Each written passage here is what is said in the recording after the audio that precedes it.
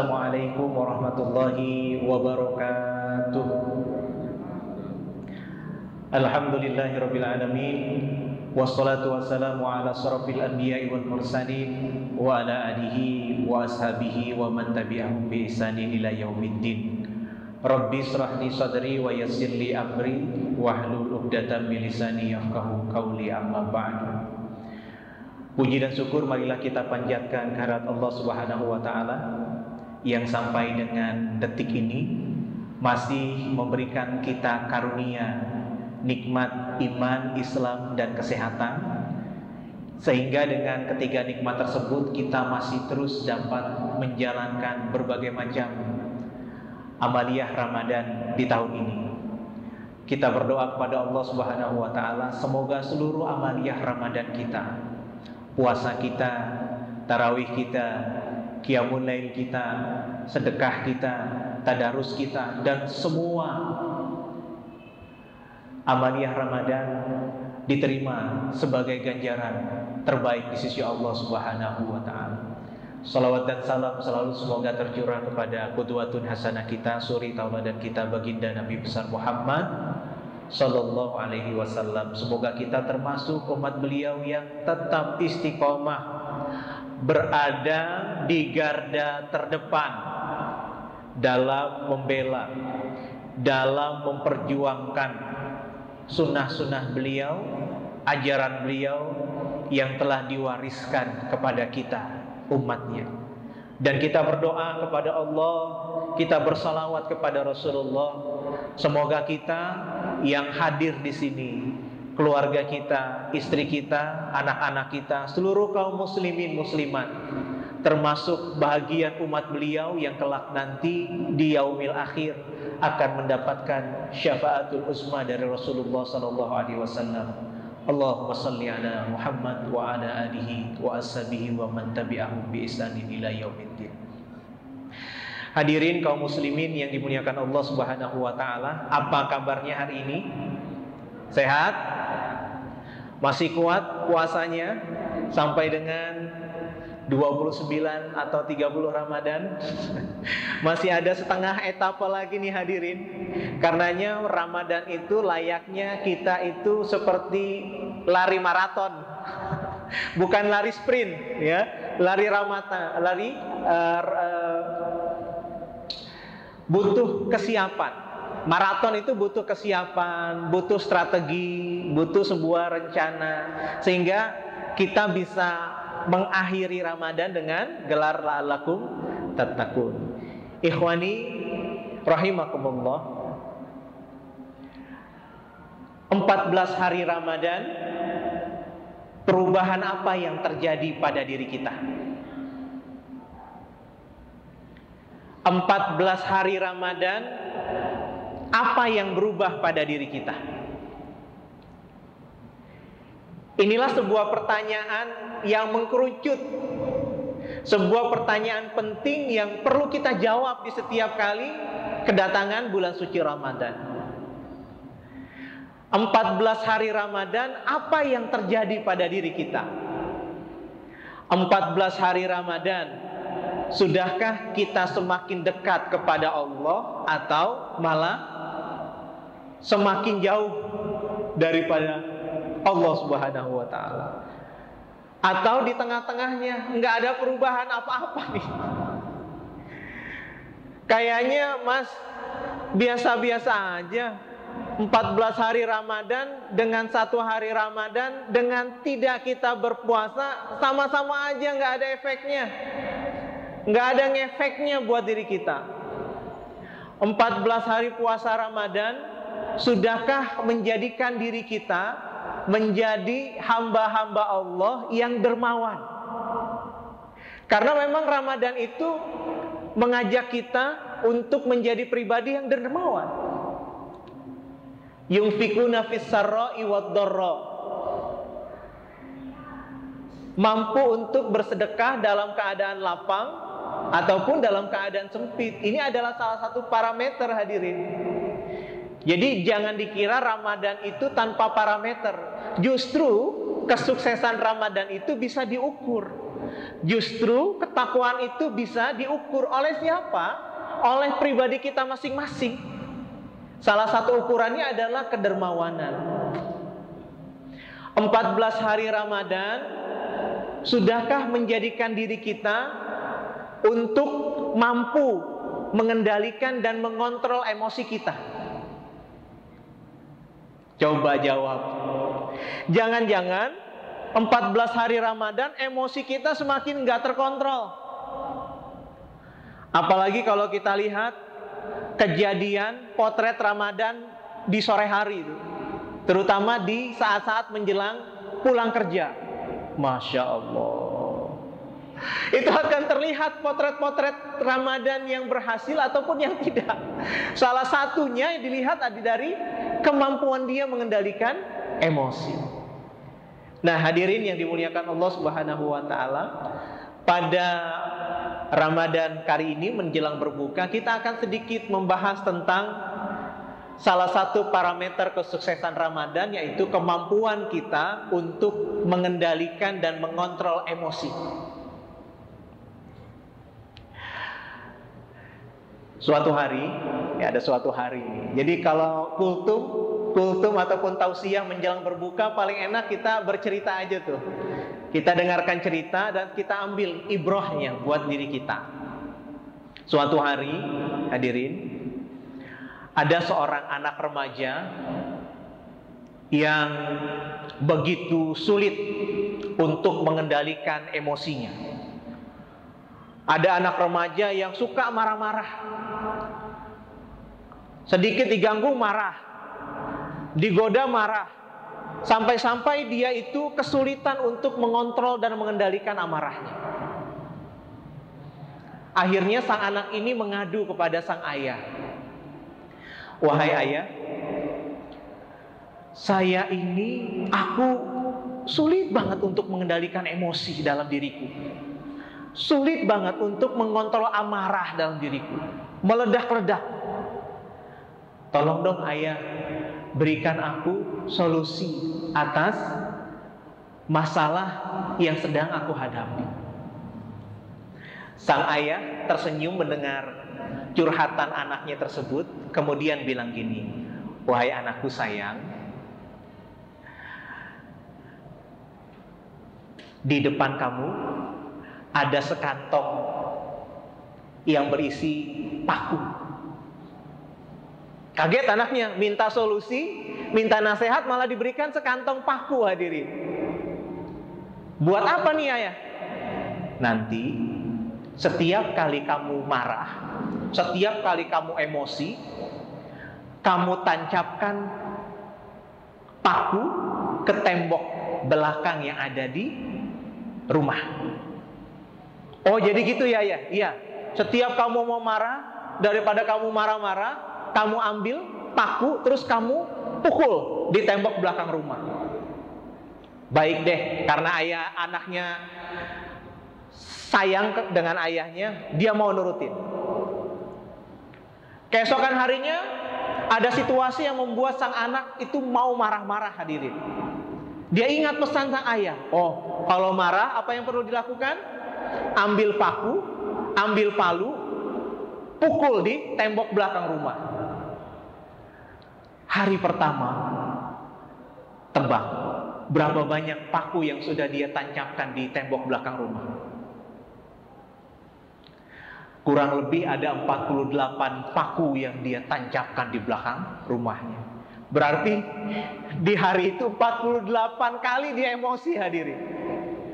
Hari berikutnya ketika mau marah, ditancapkan kembali paku. Hari berikutnya pukul lagi paku. Lambat laun paku yang ditancapkan di belakang rumah semakin berkurang. Sampai akhirnya anak tersebut tidak memukulkan dan menancapkan paku itu di belakang rumah. Senang dia, bahagia dia. Ternyata dia sudah mampu mengontrol dan mengendalikan emosinya hanya dengan apa? Memukulkan palu ke tembok belakang rumah. Datang dia kepada sang ayah.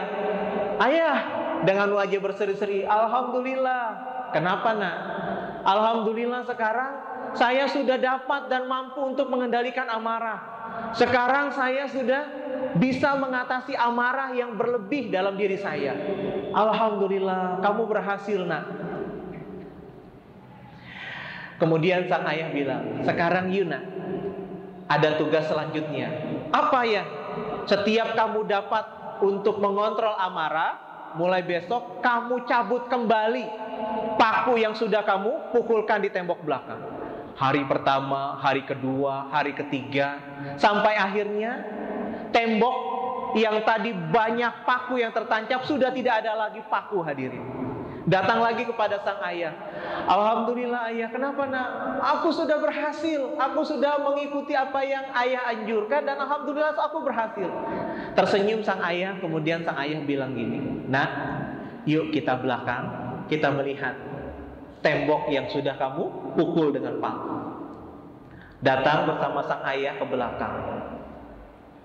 "Wahai anakku, sekarang apa yang terjadi dengan tembok tersebut? Apa yang kamu lihat terhadap tembok yang telah kamu paku dan pakunya itu kamu cabut?"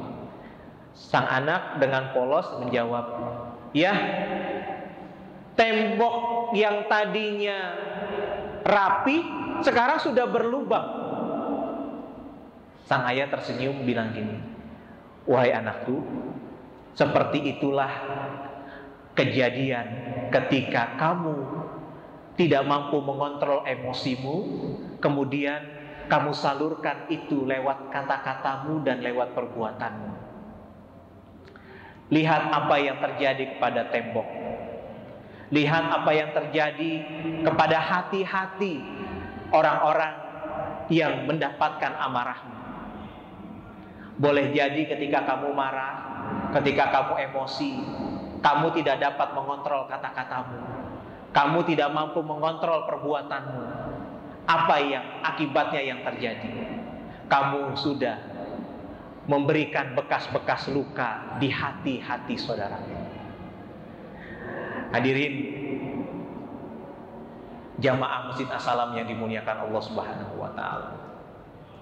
Dari kisah tadi kita belajar begitu bahayanya ketika kita tidak mampu untuk mengontrol emosi kita. Dan mengontrol emosi itu menjadi salah satu tolak ukur kesuksesan Ramadan kita. Wal kaziminal ghaiza. Orang-orang yang bertakwa itu adalah mereka yang mampu mengendalikan emosinya, mampu mengendalikan amarahnya ketika dia bisa dan mampu untuk marah. Karenanya Rasulullah SAW mengajarkan kepada kita berkaitan dengan Ramadan. Ketika ada saudara-saudaramu yang memancing emosimu, ketika ada peristiwa yang memancing amarahmu, Rasulullah mengajarkan, katakan kepada saudaramu, katakan kepada sekelilingmu, "Ana shaim," saya sedang berpuasa. Hadirin yang dimuliakan Allah Subhanahu wa taala. Begitu mulianya Islam sehingga mengkategorikan kemampuan untuk mengendalikan emosi menjadi salah satu parameter kesuksesan Ramadan kita. Semakin mampu kita mengendalikan emosi, maka akan semakin tinggi derajat kita di sisi Allah Subhanahu wa taala. Semakin banyak hati-hati dari saudara kita yang bisa kita selamatkan dari amarah dan emosi kita. Semakin kita tidak mampu mengontrol emosi yang ada dalam diri kita, maka semakin turun derajat kemanusiaan dan kehambaan kita di hadapan Allah dan di hadapan saudara-saudara kita. Karenanya lidah ini tidak bertulang, bukan? Kita itu bisa mengeluarkan berbagai macam kata-kata dari lisan kita, baik kata-kata yang baik ataupun sebaliknya, kata-kata yang tidak baik. Dan kecenderungan orang ketika dia sedang emosi, kecenderungannya akan mengantarkan dia untuk lebih mengantarkan dia berkata-kata yang tidak baik. Karenanya Islam mewanti-wanti kita, Ramadan mewanti-wanti kita untuk mampu mengendalikan emosi kita. Kita tidak bisa menuntut saudara kita, orang-orang di sekeliling kita untuk tidak melakukan hal-hal yang membuat kita marah. Nggak bisa, karena saudara-saudara kita itu di luar dari kendali kita. Yang terbaik adalah kita mendidik diri kita untuk merespon setiap kejadian yang ada di sekeliling kita dengan sikap terbaik kita. Ketika ada saudara kita yang memancing emosi kita, kita respon dengan sikap terbaik kita. Dengan cara apa? Dengan cara mengatakan, ana shaim, saya sedang berpuasa. Dengan cara apa? Dengan cara banyak-banyak beristighfar. Astaghfirullahaladzim. Elus dada. Kemudian ketika memang situasinya tidak bisa kita kendalikan, baik kita tinggalkan saja. Meskipun manusiawinya ada kedongkolan dalam diri kita. Saya nggak salah, ini dia yang memancing emosi. Nah, kalau lagi puasa mah udah lebih baik hindarkan aja dari perbuatan yang sia-sia diri. Karenanya Rasulullah SAW pernah bersabda, man amana billah wa bil yaumil akhir faltakul khairan auliyas. Barang siapa yang beriman kepada Allah dan hari akhir, faltakul khairan, maka hendaknya dia berkata-kata yang baik. Berkata-kata yang baik. Auliyasmut, kalau nggak bisa, diam aja udah. Karena begitu banyak amalan-amalan kita yang rusak, bahkan termasuk amalan-amalan Ramadan kita yang rusak, hanya karena ketidakmampuan kita untuk mengendalikan kata-kata yang keluar dari lisan kita. Berkata-kata diam itu adalah emas. Pernah dengar ya? Ada sebuah pepatah yang mengatakan diam emas, namun berkata-kata yang baik berlian. Jadi kalau diamnya emas, berkata-kata yang baik berlian. Karenanya ini menjadi sebuah ujian buat kita hadirin, menjadi sebuah motivasi buat kita untuk mampu mengendalikan setiap kata-kata yang keluar dari lisan kita. Bahkan ada salah satu hadis lagi tuh, di antara sekian banyak hadis, bagaimana Rasulullah untuk mengajarkan kita untuk mengendalikan emosi, untuk mengendalikan kata-kata. Rasulullah SAW pernah bersabda, la taqdab walakal jannah. Ya, janganlah kamu marah, kendalikan amarahmu, maka bagimu surga. Karena memang kalau kita lihat hadirin, ini amalannya simple, namun dalam prakteknya nggak mudah. Amarah itu adalah salah satu kemampuan kita untuk mengendalikan hawa nafsu dalam diri kita. Apalagi ketika kita berada pada pihak yang benar, berada pihak saya nggak salah kok, saya berhak nih untuk marah. Namun agama mengajarkan kita auliyasmut, diam. Dan diamnya kita, ya, kemampuan kita untuk mengendalikan lisan kita akan mengantarkan kita kepada surganya Allah Subhanahu wa ta'ala. Rasulullah pernah bersabda, bukanlah mereka yang kuat itu adalah mereka yang menang di medan pergulatan. Gulat menang, dia adalah orang yang paling hebat, paling kuat. Tidak, kata Rasulullah. Yang paling hebat, yang paling kuat di antara hambaku adalah ketika dia mampu untuk mengendalikan amarahnya. Ada salah satu kisah kan hadirin, suatu saat ada sahabat Rasul yang datang, ya Rasulullah, berikan dong aku sebuah nasihat. Berikan aku sebuah nasihat. Kemudian nasihat sederhana dari Rasulullah, Masih ingat? La taqadab. Apalagi ya Rasul? La taqadab. Apalagi ya Rasul? La taqadab. Janganlah kamu marah. Janganlah kamu marah. Janganlah kamu marah. Bukan berarti tidak boleh marah. Kita boleh marah ketika kita melihat kemungkaran di sekitar kita. Kita boleh marah ketika kita melihat ada hal-hal yang negatif di sekitar kita. Namun kemampuan kita untuk mengeluarkan amarahnya itu yang perlu dikendalikan. Ya, yang perlu dijaga. Sehingga insya Allah Ramadan ini akan mengantarkan kita menjadi pribadi-pribadi yang mampu mengendalikan amarahnya. Subhanallahumma wa bihamdika asyhadu an la ilaha illa anta astaghfiruka wa atubu ilaik. Assalamualaikum warahmatullahi wabarakatuh.